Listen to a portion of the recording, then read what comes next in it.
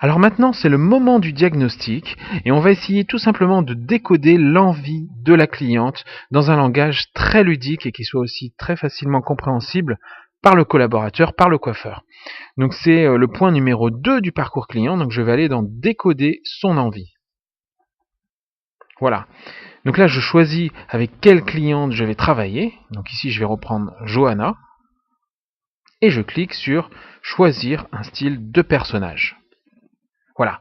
Et maintenant, je vais réussir à décoder l'envie de ma cliente, l'envie de la coiffure du moment qui lui correspond à travers une série de questions très ludiques dont je vais m'amuser un petit peu avec elle et ça va être justement très intéressant en termes de complicité pour découvrir ensemble avec ma cliente un petit peu quelle est son envie du moment, quel personnage elle a envie d'incarner en ce moment. Alors je vais faire comme si je le disais à ma cliente. Alors bonjour Johanna. Alors je vais essayer de décoder un petit peu votre envie, la coiffure que vous voulez aujourd'hui. Alors est-ce que dans cette coiffure, dans l'image globale renvoyée, vous voulez que le personnage que vous allez incarner, il est plutôt sage ou alors pas sage, c'est-à-dire rebelle. Alors vous me répondez vraiment comme vous le sentez par rapport à la coiffure que vous voulez aujourd'hui. Alors sage, très bien. Ensuite, est-ce que vous avez besoin de sensualité dans la coiffure que vous recherchez? Oui, alors je vais choisir sensuel, voilà. Est-ce que dans la coiffure, vous voulez une articulation un petit peu masculine, c'est-à-dire je vais jouer avec des effets peut-être un petit peu courts ou un petit peu rasés, etc. Ou alors vous voulez rester sur du 100% féminin? Alors on reste sur du féminin, très bien. Et ensuite, dans l'effet final de votre coiffure, est-ce que vous voulez un effet plutôt sophistiqué, assez travaillé, ou que j'appellerais délicat, ou alors vous voulez garder un effet plutôt naturel, c'est-à-dire plutôt sauvage? Délicat. Et pour terminer, je vais vous demander tout simplement, est-ce que vous êtes plutôt thé ou café? Ou bien alors aucun des deux, ou les deux. Alors vous êtes plutôt thé, très bien. Voilà, je vous remercie. Alors maintenant c'est à moi de travailler et je vais regarder sur votre visage des éléments de morphologie qui va me permettre aussi d'adapter ensuite encore plus facilement la coiffure à votre personnalité et votre morphologie. Donc là je vais regarder tout simplement quelle est votre zone d'expression. C'est en quelque sorte votre meilleur profil. Donc je regarde dans le miroir, est-ce que c'est évident ou non? Est-ce que je le vois facilement? Je peux jouer aussi avec le mouvement de frange, c'est-à-dire basculer la frange ou la mèche un peu à gauche ou un peu à droite et montrer directement à ma cliente dans le miroir l'effet renvoyé pour savoir si elle préfère effectivement son côté gauche ou son côté droit.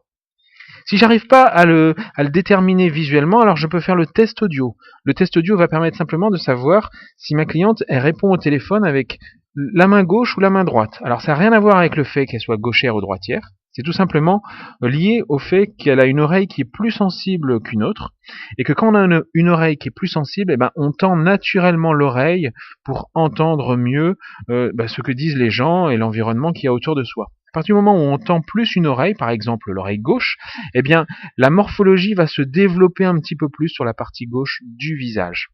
Voilà, donc c'est comme ça qu'on arrive aussi à savoir, c'est un deuxième élément qui permet de donner des indices sur le meilleur profil du client. Alors ici, je vais choisir le côté droit. Enfin, on peut bien sûr le mesurer en faisant une photographie directement avec la tablette, par exemple, du visage de ma cliente, et FaceDiag va calculer automatiquement, sans que vous ayez rien à faire, il va vous dire quel est son meilleur profil.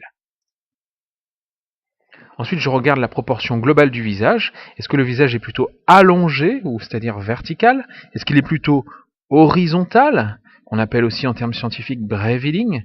Ou alors, si c'est pas évident pour vous, c'est simplement que la personne a un visage plutôt mixte, c'est-à-dire entre les deux. Alors ici, je vais choisir beveling.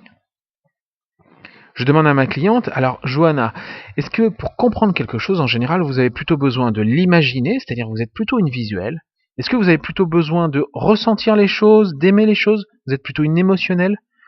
Ou alors quand je vous parle de quelque chose, vous avez besoin d'expérimenter vous-même, vous êtes plutôt une tactile? Visuelle, très bien.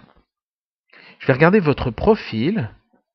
Alors là, je vois que vous avez plutôt le front plat, donc je vais choisir plat.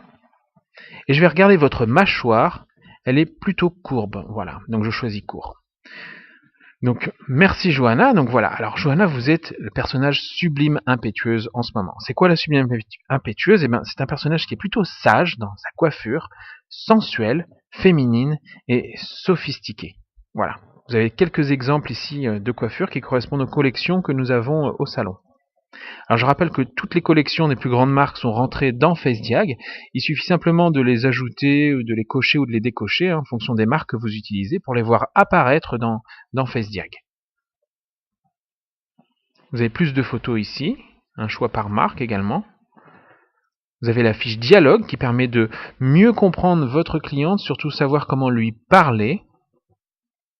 La fiche personnalité que je vais montrer à Johanna, tout simplement pour qu'elle valide que son profil de personnalité est bien celui-là. Voilà, ça va sécuriser ma cliente et elle va me faire confiance aussi encore plus facilement pour la suite au niveau des conseils.